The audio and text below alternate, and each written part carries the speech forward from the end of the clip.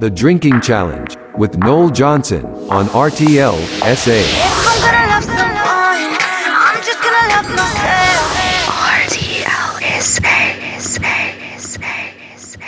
Sexy Legs, day 11 of the Drinking Challenge.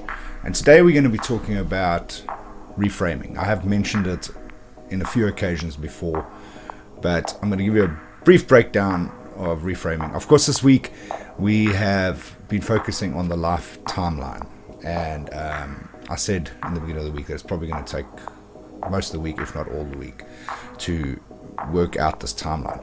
And wow, what a process it's been. It's been an incredible process.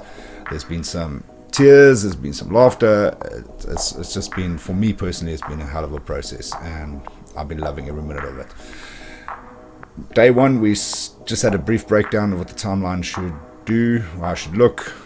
On Tuesday, I gave you an easier way of breaking it down in your 3 columns: past, present, future. And then Wednesday, we attached feelings to these bullet points that we spoke about. Now today, I'm just going to give you a brief breakdown of reframing, and then tomorrow we're going to actually talk more about applying the reframing to the timeline. And after Friday, throughout the weekend, you would have completed your timeline. Reframing, in a nutshell, is seeing things differently. And we've now taken our bullet points of things that happened to us, big moments in our lives. We've added how we felt about those moments, and now we need to apply reframing to see those moments differently. So, for example, I use the example of the dog dying, and the feelings and emotions attached to that, obviously being sadness and loss and grief, and maybe feeling a little bit incomplete and stuff like that. That's great. That's true. That's how you perceived your feelings at that moment in time. With reframing, however, we're going to look at it from another perspective. We're going to try and shift the negative feelings to a positive feelings, or the passive to an active, the past to the future. That's what reframing is all about. So, for example, if you had to reframe that situation, you might now think, okay, I've lost the dog, I missed the dog was on my pillow every night, and I was very sad about it. I felt broken, I felt alone, and whatever, which is all very valid. But if you now possibly take an approach of reframing and look at it from a different perspective, you might see that you had 8 years of great love and care.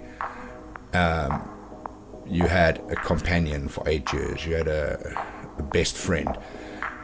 The opportunity that arose out of that is that you got another dog, which gave you another decade of love and care and a feeling of belonging. And so you see what I'm trying to do here. You sort of like just take those feelings that you had, which are true, but also add a more positive spin on it, and look at the opportunities, and instead of focusing on the loss, saying, okay, what that dog did for you in the time that it was here, and focus on those feelings and those